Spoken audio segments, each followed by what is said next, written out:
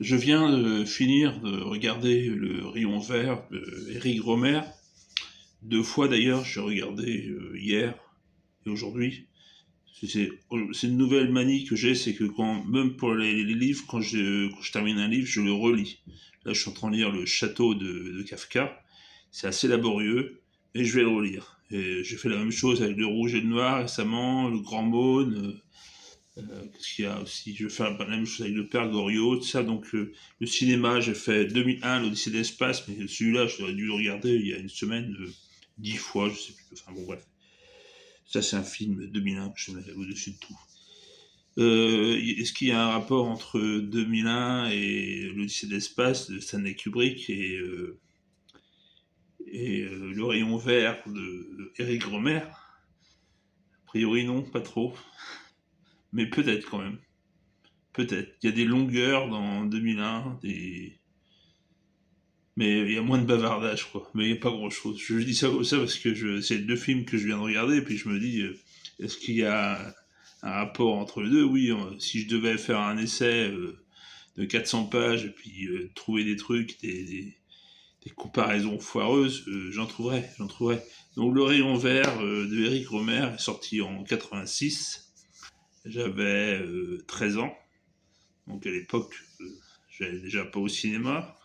Je connaissais pas Eric Romer. Donc Eric Romer, je l'ai connu dans les années 90, je pense. Dans les années 90, je pense que j'ai regardé tous les contes, la conte d'été, d'hiver, enfin bref. Le Genou de Claire, Ma nuit chez Maud, le Rayon Vert aussi. Le Rayon Vert. Donc le Rayon Vert, je sais qu'il en agace plus d'un, mais il a quand même son sacré lot de défenseurs comme Christophe Honoré que je viens d'écouter. J'aurais pas dû parce que ça va peut-être influencer mon live. Et moi, je suis pas un grand spécialiste de cinéma comme lui, et tout ça, quoi. Donc, Le Rayon Vert, bah, c'est un film dans la patte habituelle de Eric Romer, hein, c'est-à-dire que il n'y a pas vraiment de narratif. Il y a beaucoup de personnages lambda. Il y a un personnage principal qui est Delphine, joué par Marie Rivière. Et puis, il y a beaucoup de personnages lambda. Là, je vois là dans un salon une famille avec un type, une femme, et leur bébé là. On se demande en fait si on n'est pas dans un documentaire qui raconte des choses, ça tombe à plat, quoi, tout ça, quoi. Et c'est beaucoup ça, Eric Romer, en fait. C'est d'un réalisme total, quoi. Je pense que la plupart des acteurs sont pas des acteurs, hein, ce sont des gens qu'il a trouvés comme ça. Euh, je sais pas, parce que bon. D'ailleurs, quand j'ai vu la fiche Wikipédia, dans la distribution, il n'y a pas beaucoup, il y a un lien avec une fiche, hein. Il y a Marie Rivière et deux ou trois autres et tout ça. Donc il y a une histoire quand même, hein. C'est l'histoire d'une fille qui s'appelle Delphine, donc jouée par Marie Rivière, qui travaille dans un bureau, qui avait prévu aller en vacances avec une amie, je crois, et puis au dernier moment, cette amie se désiste, donc elle se retrouve toute seule à Paris, et puis sans plan pour aller, aller partir je crois que c'était en Grèce qu'il voulait aller. Enfin, je regarde encore une fois voir les détails. Et puis pendant tout le film, en fait, elle va, entre guillemets, elle va chouiner, elle arrête pas de pleurer. Parce qu'elle a l'impression que tout le monde la fuit, que rien ne lui va, que voilà, elle refuse tout, et en fait, je sais que Eric Romer laisse beaucoup de place à l'impro, quoi. Et à un moment, mais elle joue super bien ce rôle de fille qu'on connaît tous, quoi. À un moment, je sais qu'à un moment dans le film, elle est au bord d'une plage, je crois que c'est à Saint-Jean-de-Luz, je crois.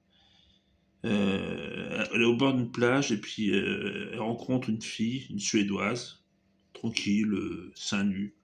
Puis après, elle se retrouve à table au-dessus de la plage, je crois. Il y a elle et puis il y a la Suédoise. Puis il y a un type qui s'intercale. Donc ils se retrouvent à trois. Et le type, il n'a d'yeux que pour la Suédoise, évidemment. Et là, c'est le truc que peut pas supporter Delphine et part, quoi. Je crois qu'elle part en courant, quoi. Voilà, ça, cette scène-là, c'est le symbole du film où Delphine, en fait, elle ne trouve sa place nulle part. Elle refuse tout. Voilà, donc c'est vraiment une... elle détruit le scénario. Je sais pas ce que lui avait demandé Eric Romer, sans doute ça, quoi, mais elle joue bien, quoi. Je pense que elle est très naturelle en même temps. On a l'impression que, en plus, elle est comme ça dans la vraie vie. C'est, voilà, c'est d'un réalisme. Alors, c'est en plus Eric Romer, c'est au niveau de la production, c'est on dirait s'il filme ça comme un amateur, voilà quoi, avec sa petite caméra quoi. Il y a vraiment, et puis en plus le, mais moi j'aime beaucoup. Hein. Vous voyez, si je dis que je lis le Château de Kafka, c'est que j'aime bien les romans où il se passe rien, quoi. Hein. La Montagne magique aussi de Thomas Mann et dans le film, dans le cinéma aussi. Il y a ce film. Je trouve qu'il est grisant ce film. Et je vais vous dire un truc, il m'aide à m'endormir. Il est rassurant pour moi. Il a un côté rassurant. Je sais pas pourquoi. Le soir, quand j'arrive pas à m'endormir, je le mets. Euh, et puis. Euh, et puis ça m'endort. Hein. C'est mieux que de mettre un sèche-linge, hein, parce que c'est la mode, il paraît, que se mettre un sèche-linge en route, que c'est tout ça pour s'endormir. Donc c'est pour ça que je voulais dire. Donc l'intérêt que je porte à ce film, je l'avais déjà vu. Hein, c'est pas explicable. Quoi. C'est quelque chose de vraiment. C'est un cinéma déconcertant. Hein. C'est voilà, c'est vraiment. Je sais pas, il y a pas quelque chose qui ressemble à son cinéma. Et, moi, j'étais plutôt habitué aux contes d'été, où elle joue d'ailleurs. Elle joue dans deux contes, hein, je crois, ou dans le dernier en 93. Voilà. Après, je sais pas trop sa carrière. Voilà. Donc, c'est tout ce que je voulais dire sur ce film. Je sais pas si je mets dans mon top 3 cinéma français, mais en fait, je sais que pour le budget qu'il a eu, il a eu quand même un beau succès en salle avec 400 000 spectateurs. Pour un film comme ça, c'est beaucoup, quoi. Je veux dire, Eric Romer, il a bien gagné sa croûte hein, avec ce film-là, pour peu de moyens, et puis en plus, le peu d'acteurs rémunérés, sans doute, très peu. Hein. Voilà, alors le rayon vert, c'est un phénomène qui se passe, moi j'ai jamais vu, ça doit être particulier, peut-être au sud, je sais pas. C'est un phénomène qui se passe au coucher du soleil, à un moment vraiment un moment spécifique en fonction des conditions météorologiques, etc., où pendant un moment le soleil il est vert. Voilà. Alors, ça symbolise quoi par rapport au film ah, je sais pas trop. C'est pas, il n'a pas appelé son film Le Rayon Vert pour rien, quoi. Voilà, c'est Le Rayon Vert, c'est un truc qui nous échappe, quoi. Voilà, un peu comme Marie Rivière qui refuse tout et puis voilà, mais c'est pas, j'ai pas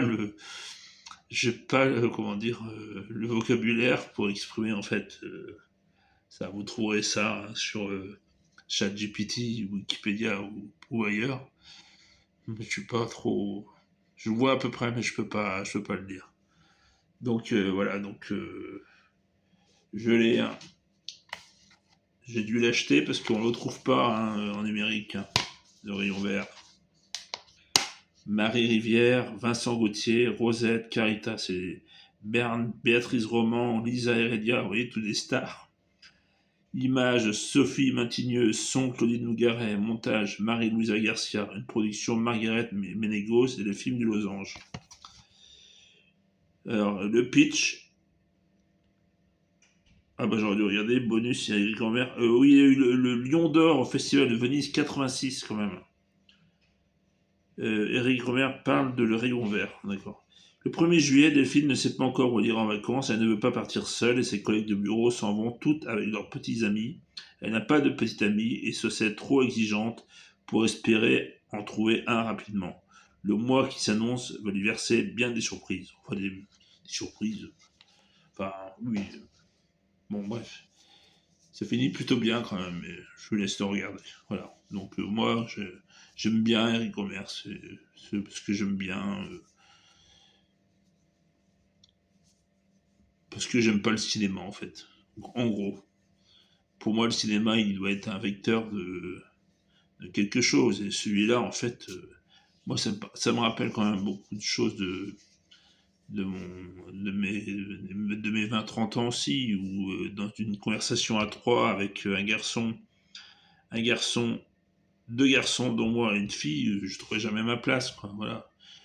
Et voilà, c'est tout ce que j'ai à dire, donc bravo à Éric Romer pour son œuvre, et puis Marie Rivière, qui était un peu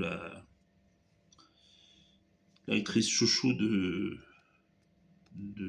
ce réalisateur. Elle a dû jouer 3 films pour lui, je crois. 3 films. Je sais pas ce qu'elle devient, mais voilà. Si elle regarde ma vidéo, ben, je lui fais un gros coucou et puis je la félicite pour sa performance, pour tout ce qu'elle a fait pour Eric Romer. Voilà.